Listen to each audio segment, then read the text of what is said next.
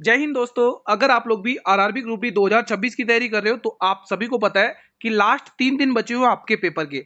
अगर आपने अभी तक कुछ भी नहीं पढ़ा दोस्तों तो मैं आपके लिए लेके आया हूं मॉडल पेपर नंबर 4, जिसमें हम जीके, गणित, विज्ञान और रीजनिंग के मोस्ट इंपोर्टेंट क्वेश्चन देखेंगे जो आपको 3 अगस्त वाले पेपर में देखने को मिलेंगे। ठीक है, अगर आप सिलेक्शन लेना चाहते हो तो ये सारे क्वेश्चन अटेंड कर लो। Exam oriented most important question है ये। पहला क्वेश्चन आपकी स्क्रीन पर है। उससे पहले एक बार सभी स्टूडेंट कमेंट करके ये बता दे कि आपका पेपर किस डेट में है और कहां पर है। एक बार सभी स्टूडेंट कमेंट करके बताएंगे। पहला क्वेश्चन आपकी स्क्रीन पर है, किडनी का कार्यात्मक इकाई क्या है। शानदार क्वेश्चन है, तो इसका सही आंसर हो जाएगा ऑप्शन नंबर बी, नेफ्रॉन। ठीक है, क्या आप लोग भी यही टिक कर रहे हो। अगला क्वेश्चन, क्वेश्चन नंबर 2 बताइएगा। ऐसा ही पेपर आपको एग्जाम में देखने को मिलेगा, तो पूरा पेपर देखें, पूरा आपको एग्जाम का पैटर्न पता चल जाएगा कि किस लेवल का पेपर आने वाला आपको 3 अगस्त को। पायरुवेट के विखंडन से कार्बन डाइऑक्साइड तथा जल ऊर्जा मिलती है। क्या मिलती है? जल और ऊर्जा मिलती है। यहाँ यह क्रिया कहां पर होती है, यह आपसे पूछा है। तो ये प्रक्रिया आप याद रखेंगे माइटोकॉन्ड्रिया में होती है, जिसे पावर हाउस ऑफ सेल कहा जाता है। अगला क्वेश्चन देखिएगा, थायरोक्सिन हार्मोन के संश्लेषण के लिए क्या आवश्यक है। बहुत बहुत इंपॉर्टेंट क्वेश्चन है ये। तो यहां पर ध्यान रखेंगे आयोडीन आवश्यक है, ऑप्शन नंबर बी। ये प्रश्न बताइए, प्रायद्वीपीय भारत की किस नदी को दक्षिण गंगा के नाम से जाना जाता है। गुरु, इसको बूढ़ी गंगा भी कहा जाता है, इसे वृद्ध गंगा भी कहा जाता है, ये भी आपको ध्यान रखना है। जी हाँ दोस्तों, मैं बात कर रहा हूँ गोदावरी नदी दोस्तों। ठीक है, इसका उद्गम महाराष्ट्र के नासिक के पास त्र्यंबकेश्वर पहाड़ों से इसका उद्गम होता है, ये आप ध्यान में रखेंगे दोस्तों। ठीक है, बाकी कृष्णा नदी का उद्गम स्थल कहाँ से होता है आप सभी को पता हो तो बता सकते हैं कमेंट के माध्यम से। कावेरी का ब्रह्मगिरी की पहाड़ियों से उद्गम होता है, और महानदी का सिहावा की पहाड़ी छत्तीसगढ़ से उद्गम होता है। ठीक है, छत्तीसगढ़ में सिहावा की पहाड़ियों से। तो ये चीजें आपको ध्यान में रखना है। अगर आप सुन भी लेते हो ना दोस्तों तो भी आपको बहुत बेनिफिट हो जाएगा। मैथ की क्लास मैंने अपलोड कर दी है 1 घंटे पहले। इस क्लास को देखने के बाद वो जरूर देख लेना। अगर मैथ में 25 में से 25 करना है तो वो क्लास स्पेशल आज जरूर देखना। अंडमान द्वीप समूह को निकोबार द्वीप समूह से कौन सा डिग्री चैनल अलग करता है। बहुत ही इंपोर्टेंट है, बहुत ही इंपोर्टेंट है दोस्तों, बताइए। बताएंगे दोस्तों। इसका सही आंसर हो जाएगा दोस्तों, क्या होगा? 10 डिग्री चैनल। ठीक है, ऑप्शन नंबर सी। देखो डंकन पास आपको पता ही होगा दोस्तों, म्यांमार को दोस्तों कोको द्वीप है ना उधर, उसको दोस्तों किससे, अंडमान से अलग करता है। ठीक है, तो यहाँ पे फिलहाल सी ऑप्शन आपको टिक कर लेना है। ये बताइए, क्वेश्चन नंबर 6, पुष्प का नर जनन अंग कहलाता है। जो पुष्प का जो नर जनन अंग होता है दोस्तों, जो फूल का जो नर जनन अंग होता है, उसे क्या कहते हैं। शानदार क्वेश्चन है ये। तो उसे कहते हैं पुंकेसर। क्या कहेंगे? पुंकेसर कहेंगे, ऑप्शन नंबर ए। जो भी मेरे भाई बहन नए हैं चैनल पर, चैनल को सब्सक्राइब करके बेल नोटिफिकेशन प्रेस कर लो ताकि आने वाले हर एक नए वीडियो का नोटिफिकेशन मिलता रहे।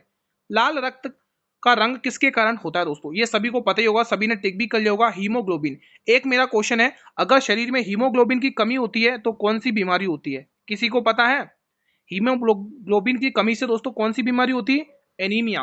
ठीक है, क्वेश्चन नंबर 8 बताइए, सत्यार्थ प्रकाश पुस्तक के लेखक कौन है। ये बहुत इंपॉर्टेंट पुस्तक है दोस्तों, बहुत बार पूछी गई है दोस्तों, तो ध्यान रखेंगे। तो इसके जो लेखक है मेरे भाई, स्वामी दयानंद सरस्वती हैं। यहाँ पर आप ध्यान रखोगे दोस्तों, पता है ना दोस्तों 1875 में इन्होंने किसकी स्थापना की थी? आर्य समाज की स्थापना की थी, है ना, मुंबई में की थी। कहाँ पर की थी? बंबई में की थी। ये चीज आप लोगों को ध्यान में रखना दोस्तों। ठीक है, चलिए अगला क्वेश्चन देख लेते हैं। बताइए, राजा राम मोहन राय ने किस समाज की स्थापना की थी। Please answer in the comment box अगर आपको आता है तो। कपास की खेती के लिए सबसे उपयुक्त मृदा कौन सी मानी जाती है, बताएंगे दोस्तों। देखो 2025 का जो आपका ग्रुप डी का पेपर हुआ है दोस्तों, उसी को ध्यान में रखते हुए उसी से रिलेटेड एक्सपेक्टेड पेपर मैंने आपके लिए पूरा तैयार किया है। ठीक है, इसका सही आंसर होगा काली मिट्टी। देखो मैंने अलग से रेगुर नाम भी लिख रखा है, ताकि रेगुर नाम आए तो भी आपको एक ही नाम टिक करना है, काली मिट्टी वही है। ठीक है, ये लो अगला क्वेश्चन, जलियांवाला बाग हत्याकांड की जांच के लिए किस समिति का गठन किया गया था, बताएंगे। बहुत ही इंपॉर्टेंट है, 13 अप्रैल 1919 का आप सभी को पता ही होगा। ठीक है, जलियांवाला बाग हत्याकांड अमृतसर में बैसाखी के दिन। ठीक है, तो ये इंपॉर्टेंट क्वेश्चन बनेगा। तो यहाँ पर एक कमेटी बिठाई गई थी जिसका नाम था हंटर कमेटी। ठीक है, यहाँ पर आपको ए वाला ऑप्शन टिक कर लेना दोस्तों। ठीक है, साइमन कमीशन भारत में कब आया था, किसी को पता है? ये लो अगला क्वेश्चन, मैग्नीशियम रिबन को वायु में जलाने पर क्या बनता है। बहुत इंपॉर्टेंट है, बहुत ही महत्वपूर्ण प्रश्न है भाई। बताएंगे आप लोग, मैग्नीशियम रिबन को वायु में जलाने से क्या बनता है। देखो अभी तक आपने अगर कुछ भी नहीं पढ़ा है या कुछ समझ में नहीं आ रहा है क्या पढ़ें, तो मेरे भाई ये मॉडल पेपर अटेंड करिए, बहुत हेल्प मिलेगी आपको एग्जाम में। यहाँ पर सही आंसर क्या हो जाएगा? इसका आंसर हो जाएगा मैग्नीशियम ऑक्साइड, एक प्रकार का सफेद चूर्ण। ठीक है, option number A will be the right answer. चलिए देखते हैं अगला प्रश्न। अगला प्रश्न आपकी स्क्रीन पर है, उदासीनीकरण अभिक्रिया में क्या बनता है। उदासीनीकरण जो न्यूट्रलाइजेशन प्रोसेस है उसमें क्या बनता है दोस्तों, ये पूछा आपसे। न्यूट्रलाइजेशन रिएक्शन से क्या बनता है? तो सही आंसर हो जाएगा लवण और जल बनता है। Option number C will be the right answer. अगला प्रश्न, कार्बन की संयोजकता कितनी होती है? महत्वपूर्ण प्रश्न है। कार्बन की जो संयोजकता होती है वो 4 होती है। ऑप्शन नंबर सी को टिक कर लेना है। अब क्वेश्चन अल्टीमेट है, ध्यान से सुनना है। एक व्यक्ति अपनी आय का 75% खर्च करता है, उसकी आय 20% बढ़ जाए और खर्च 10% बढ़ जाए, दोनों में बढ़ाना है, खर्च भी बढ़ाना है और इनकम को भी बढ़ाना है, तो उसकी बचत में कितने प्रतिशत की वृद्धि होगी? तो इसको करने का एक शानदार तरीका बताऊंगा, उसी हिसाब से आपको करना है एग्जाम में। इसको करने का शानदार तरीका क्या, ध्यान से सुनेंगे। आपको पता है जो इनकम होती है, इनकम मतलब आय, ठीक है। इनकम जो होती है वो एक्सपेंडिचर प्लस सेविंग होती है, मतलब खर्च प्लस बचत होती है, ठीक है। आय बराबर खर्च प्लस बचत। आय आपको पता है 100% होती है। अगर आप 100% में 75% अगर खर्च कर रहे हो तो कॉमन सेंस की बात है आप 25% बचा रहे हो। ओके, रिपोर्ट है। अब क्वेश्चन कह रहा है कि उसकी आय को आप 20% से बढ़ा दो, इनकम को आप 20 से बढ़ा दो। ओके ठीक है, बढ़ा देते हैं। फिर वो क्या कह रहा है, फिर वो कह रहा है कि आप खर्च को भी 10% बढ़ा दो, इसको भी 10% बढ़ा देते हैं। फिर वो कह रहा है आप इस एक्स का मान बताइए क्या होगा, ये आपसे पूछ रहा है। तो यहाँ पर ये 2000 रुपये हो जाएंगे। ओके ठीक है, यहाँ पर 750 हो जाएगा, यहाँ पर 25x हो जाएगा। अब आप देख लो क्या आंसर हो सकता है। 2000 में से 750 घटाओ, पहले 2000 में 700 घटा लो, 1300, 1300 में से 50 और घटा लो, कितना आएगा 1250, और 1250 को आप 25, इसमें 25 का भाग दे दो, इसमें 25 का भाग दे देंगे तो आंसर आ जाएगा ऑप्शन नंबर सी। तो इससे बेस्ट तरीका और क्या हो सकता है दोस्तों, आप मुझे कमेंट में बता सकते हैं। तो सी वाला ऑप्शन यहाँ पे आपको टिक कर लेना है। ये लीजिए, अगला क्वेश्चन आपके स्क्रीन पर है। संविधान सभा की पहली बैठक कब आयोजित हुई थी? बहुत ही इंपॉर्टेंट क्वेश्चन है, बहुत ही इंपॉर्टेंट क्वेश्चन है, बताएंगे आप लोग। अब यहाँ पर इंपॉर्टेंट क्वेश्चन क्या बनेगा, तो देखो सेकंड बैठक हुई थी दोस्तों 11 दिसंबर 1946 को, ठीक है। और संविधान की जो पहली बैठक हुई थी वो 9 दिसंबर 1946 को। यहाँ पे अस्थायी अध्यक्ष चुने गए थे डॉक्टर सच्चिदानंद सिन्हा, लेकिन जो सेकंड बैठक हुई थी 11 दिसंबर 1946 को, यहाँ पर परमानेंट मेंबर चुने गए थे डॉक्टर राजेंद्र प्रसाद, ठीक है। 26 जनवरी 1950 को दोस्तों संविधान अपनाया गया, एक्सेप्ट किया, अपनाया, ठीक है, अपनाया। और लागू कब किया दोस्तों, लागू किया 1950 में। तो ये तीनों ही चारों डेट्स आपके लिए महत्वपूर्ण है। अगला क्वेश्चन, भारत में जीएसटी कब लागू किया गया था? भारत में जीएसटी कब लागू किया गया था बताएंगे? तो भारत में जीएसटी लागू किया गया था 1 जुलाई 2017 को। अगला क्वेश्चन, राज्यसभा का पदेन सभापति कौन होता है? मोस्ट इंपोर्टेंट क्वेश्चन है। राज्यसभा का पदेन सभापति कौन होता है? देखो यहाँ पे आपको एग्जामिनर और क्या पूछ सकता है इससे रिलेटेड। सबसे पहले इसका गठन पूछेगा, आपको जो भी क्वेश्चन पूछेगा वो मैं आपको बता रहा हूँ, ठीक है। इसका गठन पूछेगा, इसके पदेन अध्यक्ष पूछेगा, पदेन अध्यक्ष, पदेन अध्यक्ष, आपको पदेन अध्यक्ष का नाम पूछेगा। अच्छा वही तो क्वेश्चन पूछा है। एवं एक काम करते हैं, इसका अनुच्छेद लिख लेते हैं। सबसे पहले गठन किस अनुच्छेद के तहत होता है बताएंगे आप लोग कमेंट के। ये आपका होमवर्क क्वेश्चन, देखो इतना इजी क्वेश्चन पूछा है, प्लीज आप सभी से रिक्वेस्ट है आंसर दीजिएगा कमेंट बॉक्स में। आर्टिकल में बता देता हूँ। तो आर्टिकल 64 के तहत राज्यसभा का जो पदेन सभापति होगा वो उपराष्ट्रपति होगा दोस्तों। कौन होगा? उपराष्ट्रपति, ठीक है। तो आर्टिकल 64 यहाँ पर लिख देंगे, आर्टिकल 64 सभापति यहाँ पे है ना, आर्टिकल 64 अनुच्छेद 64। ये किसी भी कीमत पर आर्टिकल नहीं भूलना है, एग्जाम में पूछेगा, मोस्ट इंपोर्टेंट आर्टिकल बनेगा, ठीक है। ये लो अगला क्वेश्चन, अनुच्छेद 32 को किसने संविधान की आत्मा और हृदय कहा था? यह आर्टिकल वो 32 है जिसमें संवैधानिक सलाह उपकारों से रिलेटेड क्वेश्चन आर्टिकल बताया गया। लेकिन इसी आर्टिकल के तहत दोस्तों हमारे जो मौलिक अधिकार है, अगर उनका कोई भी हनन होता है दोस्तों तो सुप्रीम कोर्ट और हाई कोर्ट 5 प्रकार की रीट जारी होती है दोस्तों, इसमें आप सभी को पता है। और इसी के तहत हम अपनी आगे बात रख सकते हैं, ठीक है। तो ये आर्टिकल दोस्तों, इसको कहा किसने? आत्मा और हृदय, ये B.R. अम्बेडकर साहब, संविधान के पिताजी, मतलब कि father of the constitution. Okay, report है। अब एक बार मुझे कमेंट करके बता दो कि नेहरू जी, पंडित जवाहरलाल नेहरू जी संविधान में उद्देश्य प्रस्ताव कब लेकर आए थे, कब पारित किया था? एक बार सभी स्टूडेंट बताएंगे कि अपनी जीके में कैसी आपकी तैयारी चल रही है, उस क्वेश्चन के माध्यम से बता सकते हैं। निम्न में से कौन सी धातु सबसे अधिक अभिक्रियाशील होती है? दोस्तों आपने अगर देखा होगा, अगर कोई भी धातु अगर ज्यादा अभिक्रियाशील है तो उसका यूज अपन करेंगे नहीं भाई, उसमें ज्यादा करंट लगेगा, ठीक है। तो आपने देखा होगा जो रोड पर जो खंबे लगे होते हैं, उस पर जो तार लगे होते हैं ना, वो तांबे के बनाए जाते हैं, ना कि वैसे वैसे सबसे अभिक्रियाशील तो चांदी के, सबसे अभिक्रियाशील आप टिक कर दो चांदी है, लेकिन उसमें ज्यादा करंट आता है, इसलिए तांबे के बनाए जाते हैं ज्यादातर, ठीक है। इसीलिए दोस्तों कारण ये रहता है। तो यहाँ पे दोस्तों सबसे अभिक्रियाशील है चांदी दोस्तों, ये आप ध्यान में रखेंगे। अगला क्वेश्चन बताइए, ये जो क्वेश्चन है ना, ये वाला जो क्वेश्चन है ना 19 वाला, ये आपका जो धातु और अधातु वाला टॉपिक है ना, नोटल मेटल और नॉन मेटल, वहां से क्वेश्चन है ये। देखो आपका जो 10वीं के बेस पर ही क्वेश्चन आएगा, एनसीईआरटी ध्यान रखना ना, अच्छे से कवर करो एनसीईआरटी को। पादप में फ्लोएम का कार्य क्या है? देखो फ्लोएम का कार्य आपसे पूछा है, तो फ्लेम दोस्तों भोजन का वहन करता है दोस्तों, ठीक है, ये आपको ध्यान रखना है। और जल का परिवहन के लिए जाइलम, ये चीज आपको याद रखना है, एग्जाम में इन दोनों में से एक क्वेश्चन पूछा जा सकता है आप लोगों को।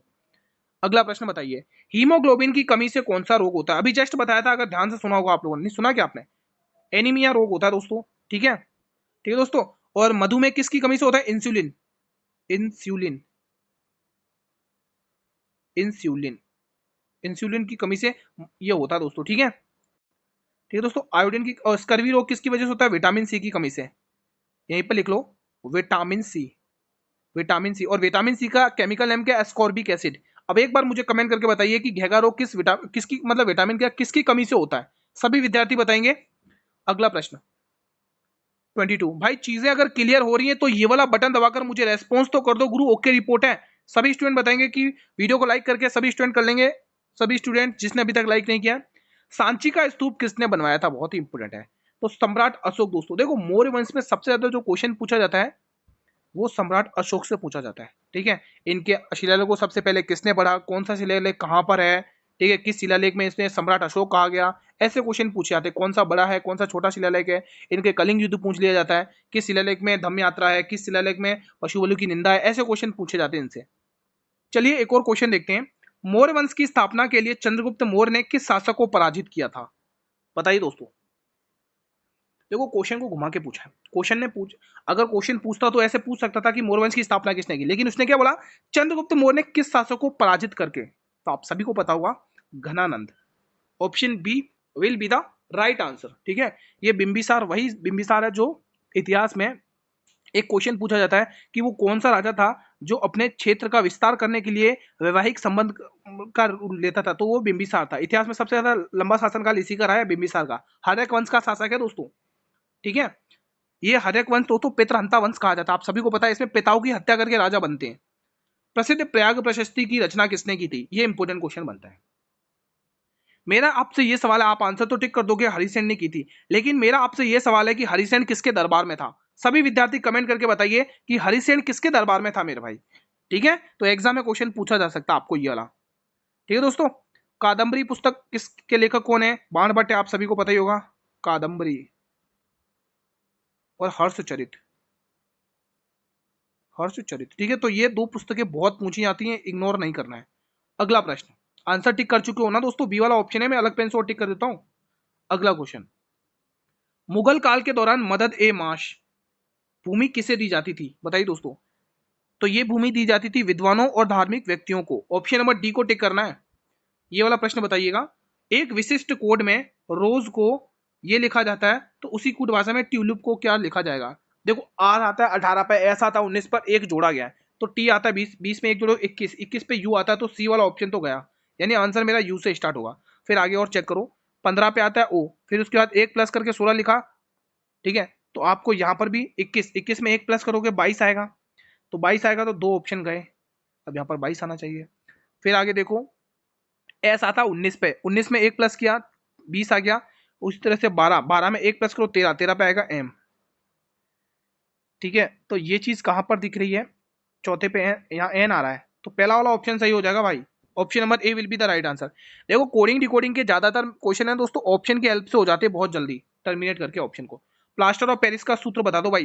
देखो सूत्र तो पूछेगा ही पूछेगा आपको एग्जामिनर, आप इससे अपना पीछा नहीं छुड़ा सकते हो, सूत्र तो आपको एग्जामिनर पूछेगा ही पूछेगा। तो यहाँ पर आपको प्लास्टर ऑफ पेरिस का सूत्र क्या टिक कर लेना है मेरे भाई? CaSO4 1/2H2O, ये आपको ध्यान में रखना है। अगला प्रश्न, एड्रेनालिन हार्मोन किस ग्रंथि से स्त्रावित होता है? बताएंगे दोस्तों, ये शानदार क्वेश्चन है।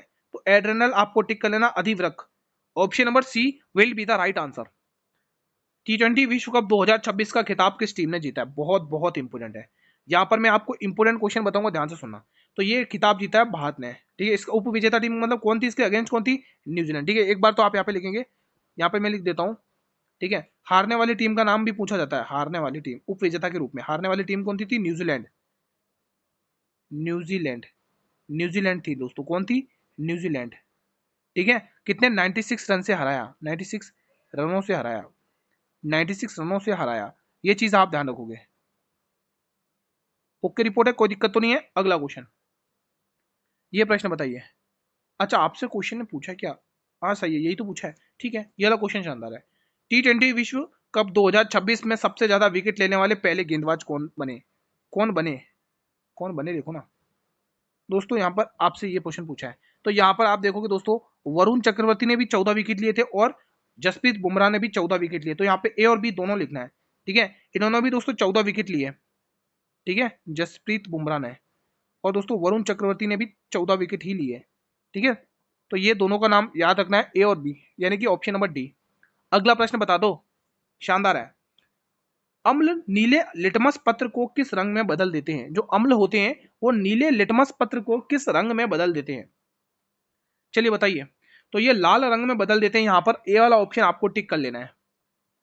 प्रतिरोध का एसआई मात्रक क्या है? शानदार क्वेश्चन पूछा है ये क्वेश्चन, इग्नोर नहीं करना, ऐसे ही पूछेगा आपको एग्जामिनर, बताएंगे आप लोग इसका आंसर।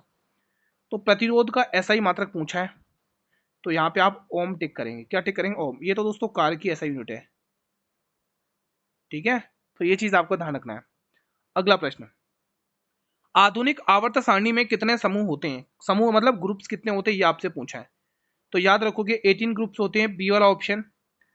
ये वाला क्वेश्चन बताएंगे, इंपोर्टेंट है। महात्मा गांधी जी ने किस घटना के बाद असहयोग आंदोलन को वापस ले लिया था भाई? और मेरे भाई ये असहयोग आंदोलन वापस लिया था, वो थी कौन सी घटना थी? वो थी चोरी चोरा कांड घटना, 4 फरवरी 1922। लिखेंगे डेट, एग्जाम में पूछी जाती है, 4 फरवरी 1922। ये डेट एग्जाम में पूछी जाती है, ध्यान रखेंगे, 4 फरवरी 1922। बाकी जलियांवाला बाग तो आपको पता ही है। अब मेरा एक क्वेश्चन आपसे ये है कि पूना पैक्ट कब हुआ था और किस किस के बीच में हुआ था? देखते हैं आप लोगों का जनरल नॉलेज कितना तेज है। Please answer in the comment box. Bharat की सबसे लंबी तटरेखा वाला राज्य कौन सा है? इंपोर्टेंट है, अभी तक तो टिक भी कर दिया होगा। Gujarat. Option number C will be the right answer, ठीक है। अब एक बार मुझे कमेंट करके ये बताइए, चलो मैं ही बता देता हूँ। गुजरात का जो अहमदाबाद शहर है दोस्तों, वो साबरमती नदी के तट पर है, ये आपको ध्यान में रखना है, एग्जाम में बहुत पूछा जाता है। और साबरमती नदी का तट का मतलब जो उद्गम है वो उदयपुर से होता है, ध्यान रखेंगे, ठीक है, अरावली पहाड़ियों से। भारत का एकमात्र सक्रिय ज्वालामुखी बैरन द्वीप कहाँ पर स्थित है? देखो बैरन द्वीप से रिलेटेड क्वेश्चन है, एग्जाम में आता ही है, ध्यान रखिएगा, इंपोर्टेंट क्वेश्चन है। तो याद रखेंगे अंडमान द्वीप समूह। निकोबार द्वीप समूह में नहीं है, ध्यान रखना भाई, अंडमान द्वीप समूह टिक करना है ना, तो ना आप निकोबार द्वीप समूह टिक कर लो, अंडमान द्वीप समूह टिक करना है। चलिए ये बताइए, किस संविधान संशोधन को लघु संविधान संशोधन भी कहा जाता है? स्किप मत करना, बहुत काम की चीज बता रहा हूं, फिर बाद में मत पछताना। तो पहले तो आप आंसर टिक करो ऑप्शन नंबर ए, 1976 वाला। इसी के तहत दोस्तों संविधान में 10 मौलिक कर्तव्य को ऐड किया गया, फंडामेंटल ड्यूटीज, कर्तव्य। आप तो कहोगे गुरु 11 मौलिक कर्तव्य, लेकिन आप तो 10 ही बता रहे हो। हाँ वो भी बताऊंगा, वो भी बताऊंगा, ध्यान से सुनो बस, ठीक है। तो ये, और इसी के तहत दोस्तों समाजवाद, समाजवाद, समाजवादी, धर्मनिरपेक्ष, ये लिखेंगे आप लोग, एग्जाम के लिए इंपोर्टेंट है, धर्म निरपेक्ष और अखंडता जैसे शब्दों को जोड़ा गया, अखंडता जैसे शब्दों को जोड़ा गया दोस्तों, ये इंपोर्टेंट है। और इसी के तहत दोस्तों एग्जाम में, और हाँ दोस्तों अब आपको 44वां आपको पता ही है, इसमें क्या होता है, राइट टू प्रॉपर्टी, मतलब कि जो संपत्ति का अधिकार था उसको हटा दिया गया था अमेंडमेंट के थ्रू, 44वें अमेंडमेंट के थ्रू, ठीक है। और 86 में दोस्तों, जैसे मैंने अभी आपको बताया था ना यहाँ पे कि 10 मौलिक कर्तव्य को जोड़ा गया, अब 11 मौलिक कर्तव्य इसके तहत जोड़ा गया। कर्तव्य, कर्तव्य लिख दो शॉर्ट में, 11वां जो मौलिक कर्तव्य है ना, वो आपको इस 86वें संविधान संशोधन से देखने को मिलेगा। बाकी 73 तो दोस्तों पंचायत से संबंधित है, इसको मैं इसी संशोधन के तहत पंचायत को संवैधानिक का दर्जा दिया गया, ठीक है। कुल 29 विषय हैं पंचायत में, लेकिन पंचायत का गठन पूछेगा तो आर्टिकल 40 याद रखना है, ठीक है। फिलहाल आपको ए वाला ऑप्शन टिक करना है, स्क्रीनशॉट लेना चाहो इसके आप स्क्रीनशॉट ले सकते हैं। अगला क्वेश्चन, बाकी तो आपको मैं पीडीएफ प्रोवाइड करवा ही देता हूँ टीम से कह के, टेलीग्राम चैनल पर, जिसका लिंक वीडियो के डिस्क्रिप्शन बॉक्स में। निम्न में से कौन सी धातु ठंडे जल के साथ अत्यधिक तीव्र अभिक्रिया करती है? मोस्ट इंपोर्टेंट क्वेश्चन है, तो आपका आंसर हो जाएगा पोटेशियम, ऑप्शन नंबर ए। अगला क्वेश्चन देखेंगे, एथाइन का आणविक सूत्र क्या है? एथाइन का आणविक सूत्र क्या है बताएंगे सभी विद्यार्थी। तो आणविक सूत्र है C2H2, ऑप्शन नंबर बी यहां पर सही जवाब है। क्वेश्चन 40, दी गई श्रृंखला में प्रश्न चिन्ह के स्थान पर क्या आएगा बताइए। तो यहाँ पर कितने का अंतर आ रहा है दोस्तों? यहाँ पे 190, मान लो इसको मैं 6 दे देता हूँ, 150 है, यानी 40, 40 में 6 और घटा लो, 34 का अंतर आ रहा है, नहीं 36 का अंतर आ रहा है भाई, 36 का अंतर आ रहा है, ठीक है,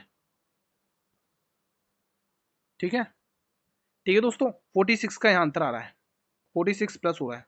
फिर आगे देख लो यहाँ पर कितना हो रहा है, 259 में 10 और जोड़ लो, यानी 60 9 प्लस हो रहा है यहाँ पर, और कुछ यहाँ पर देख लो कितना प्लस हो रहा है। अब यहाँ पर क्या आना चाहिए, अगर आप आगे वाला और प्लस करके देखोगे यहाँ पर ये वाला नंबर कितना हो रहा है, 4 में से घटाओ 3, 14 12 का अंतर 2 का आ रहा है, यानी यहाँ 23 दूनी 46, 23 69, अब 23 चौके 92, 23 का टेबल चल रहा है गुरु, ये तो 23 का टेबल चल रहा है, 23 का टेबल चल रहा है ना भाई जाने पहचाने में।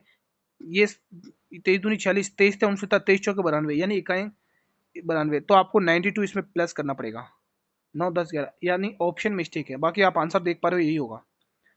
ठीक है, 9 10 11 की 1 कैरी 1, 9 और 5 14 और 15 की 5 कैरी 1, ये 351 आंसर होगा। यहाँ पर शायद मुझे लग रहा है ये वाला एक एक लिखा होगा, मुझे यही लग रहा है, ऑप्शन ए टिक कर लो, यहाँ पे 351 लिखा है दोस्तों, ठीक है, तो यही आंसर होगा। बाकी 23 54 23 पंचे कितना होता है, 115 होता है, 151 351 में आप 115 और प्लस कर लो, 6 5 6 3 4, बिल्कुल करेक्ट है अपना आंसर, बिल्कुल करेक्ट है, यहाँ पर 351 ही लिखा हुआ है। ठीक है, अगला क्वेश्चन देखेंगे, ये एनालॉजी का क्वेश्चन है, शानदार क्वेश्चन है, लगाइए लॉजिक। क्या लॉजिक लगा सकते हैं, हाँ लॉजिक लग चुका है, ये 5 का स्क्वायर है, ठीक है, फिर जो अगला नंबर है ना मेरा, ये 6 का स्क्वायर है, 6 का स्क्वायर प्लस 1 है, फिर यहाँ पर भी देखोगे ये किसका 7 का स्क्वायर है, ओके रिपोर्ट है, फिर अगला नंबर क्या आएगा, अगला नंबर आएगा 8 का स्क्वायर प्लस 1, 8 के स्क्वायर 64, 64 में एक जोड़ोगे तो 65, ऑप्शन नंबर बी। शानदार सवाल था।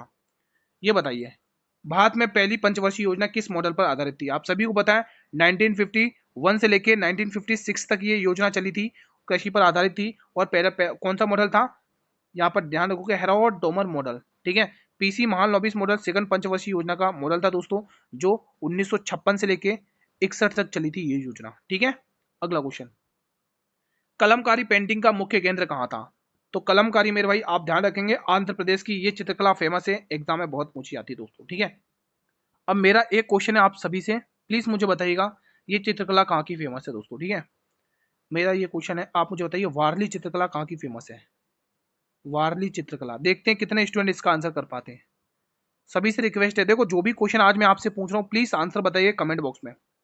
चलिए ये बताइए, जैन धर्म के 24वें तीर्थंकर महावीर स्वामी का जन्म कहाँ पर हुआ था, तो आप सभी को पता होगा कुंडलवन कश्मीर में हुआ था, तो कुंडलवन वैशाली नहीं, कुंडलवन कश्मीर, कुंडग्राम वैशाली, सॉरी कुंडग्राम वैशाली है दोस्तों, ये कुंडग्राम दोस्तों, इसको सही लिख दूं मैं, कुंडग्राम लिख देता हूँ, कुंडग्राम वैशाली, ये बिहार में है दोस्तों, कुंडग्राम वैशाली मैं सही से लिख देता हूँ। ठीक है, कुंडग्राम वैशाली, तो यहाँ पर इनका जन्म हुआ था, आप सभी को पता है। अब मुझे बताइए, देखो इसके जो 23वें तीर्थंकर थे, 23वें तीर्थंकर का नाम पूछा जाता है, 23वें तीर्थंकर कौन थे, गुरु पार्श्वनाथ, पार्श्वनाथ ये पूछा जाता है। ठीक है, तो ये चीज ध्यान रखना। अगला प्रश्न, इसका आंसर बी है, क्वेश्चन नंबर 45, प्रसिद्ध उपन्यास आनंद मठ के लेखक कौन है, तो इस उपन्यास के जो लेखक हैं बंकिम चंद्र चटर्जी हैं, ध्यान रखेंगे। ठीक है, बाकी सरोजिनी नायडू आप सभी को पता है, ब्रोकन विंग्स इन्हीं की किताब है।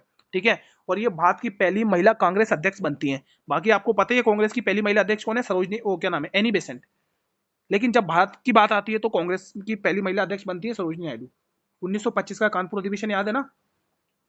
चलिए ये क्वेश्चन बनाते हैं, ब्लड रिलेशन का इस टाइप का क्वेश्चन 100% आएगा, 100% आएगा इस टाइप का क्वेश्चन, ध्यान रखना, प्रैक्टिस कर लो अभी से ही। चलिए आपको ये चीज पूछी है, ये चीज पूछी है, ठीक है, वो कह रहा है पी और डॉलर का अर्थ है कि पी क्यू का पिता है, हैशटैग का अर्थ है कि पी क्यू की बहन है, तो आपको ये रिलेशन बनाना है। ठीक है, चलिए बनाते हैं क्वेश्चन को। पहले हैशटैग आ रहा है, हैशटैग का मतलब क्या है कि पी क्यू की बहन है, मतलब कि क्यू की बहन पी है तो पी की बहन ए हो जाएगी, तो बी बनाओ और बी की बहन बना दो ए को, ये इसकी बहन हो जाएगी, हमने बहन बना दिया। फिर हमारे सामने आ रहा है डॉलर, डॉलर का मतलब क्या है, पी क्यू का पिता है, मतलब कि, और सी का पिता कौन है, बी है, तो सी का पिता कौन है, सी बनाओ, और सी का पिता कौन है, बी, पिता है तो इसको प्लस से डिनोट कर दो, ये इसका पिता है। आपसे पूछा सी क्या कहेगा ए को, तो सी की ये बुआ लगेगी, option number A will be the right answer, क्योंकि क्योंकि पिता की बहन कौन लगेगी, बुआ लगेगी। अगला क्वेश्चन, श्वेत प्रकाश जब प्रिज्म से होकर गुजरता है तो सबसे अधिक विचलन किस रंग में देखने को मिलता है, शानदार क्वेश्चन है, तो बैंगनी रंग आपको टिक कर लेना है। अगला क्वेश्चन देखेंगे, ध्यान से पढ़ेंगे, क्वेश्चन 48, ऑस्ट्रेलियन ओपन 2026 का पुरुष एकल का खिताब किसने जीता है, मोस्ट इंपोर्टेंट क्वेश्चन है करंट अफेयर का, बताएंगे आप लोग। देखो स्पोर्ट्स से रिलेटेड करंट अफेयर 100% आएंगे क्वेश्चन, ध्यान रखना, और भर भर के क्वेश्चन आएंगे। तो कार्लोस अल्कराज स्पेन के रहने वाले, मैंने अलग से लिख भी रखा है स्पेन के रहने वाले, ठीक है, ये भी पूछ लेता था उनका संबंध किस देश से है, ठीक है, ध्यान रखना, जरूरी नहीं आपको नाम ही पूछे, आपको पूछा भी जा सकता है कि उनका संबंध किस देश से है। ठीक है, क्वेश्चन 49 बता दो इसी की तरह, ऑस्ट्रेलियाई ओपन 2026 का महिला एकल खिताब किसने जीता? देखो अभी यहाँ पर क्या था, पुरुष एकल खिताब था, यहाँ पर महिला एकल खिताब पूछा है। कोको गॉफ मत करना, ना आर्ला सबालेंका करना। आंसर इस बार आएगा अलीना रबाकीना, जो कि कजाकिस्तान की रहने वाली है। तो D option will be the right answer. ठीक है, चलिए क्लास का अंतिम प्रश्न और देख लेते हैं। आईसीसी पुरुष टी20 विश्व कप 2026 का आयोजन संयुक्त रूप से किन देशों में किया गया? ये भी इंपॉर्टेंट क्वेश्चन है भाई, ये भी इंपॉर्टेंट क्वेश्चन है, 3 स्टार लगा लो। बताएंगे? क्या आप लोग मुझे बता सकते हैं इसका जो फाइनल मैच था वो किस स्टेडियम में खेला गया? कोई है स्टूडेंट जो बता सकता है? देखते हैं किसकी करंट अफेयर अच्छी है। यहाँ पे भारत और श्रीलंका आपको टिक कर लेना है मेरे भाई। ठीक है, तो इसी क्वेश्चन के साथ आज का सेशन मैं यहीं पर वाइंड अप करता हूँ। कैसा रहा मेरे भाई आज का आपका रिवीजन? प्लीज मुझे कमेंट के माध्यम से रेस्पॉन्स करें। चीजें क्लियर हुई हैं तो वीडियो को लाइक और शेयर जरूर करना। आप सभी से हम्बली रिक्वेस्ट है, वीडियो को लाइक और शेयर जरूर कर देना भाई। ठीक है, चैनल पर नए हो तो चैनल को सब्सक्राइब करके बेल नोटिफिकेशन बेल को प्रेस कर लेना, ताकि आने वाले हर एक नई वीडियो का नोटिफिकेशन यूट्यूब सबसे पहले आपको प्रोवाइड करे। इसकी पीडीएफ आपको टेलीग्राम चैनल पर मिल जाएगी, जिसका लिंक इसी वीडियो के डिस्क्रिप्शन बॉक्स में गिवन है मेरे भाई। ठीक है, और 1 घंटे पहले जो मैंने गणित की क्लास अपलोड करी है मेरे भाई, वो जरूर देख लेना। वो आपको 25 में से 25 दिला के जाएगी दोस्तों। ठीक है, डेली उसकी मैंने सेपरेट प्लेलिस्ट भी बनाई है। ठीक है, तो कल दोस्तों हम इसी टाइम पर एक और नए मॉडल पेपर के साथ मिलेंगे। तब तक के लिए मेरे भाई जय हिंद जय भारत।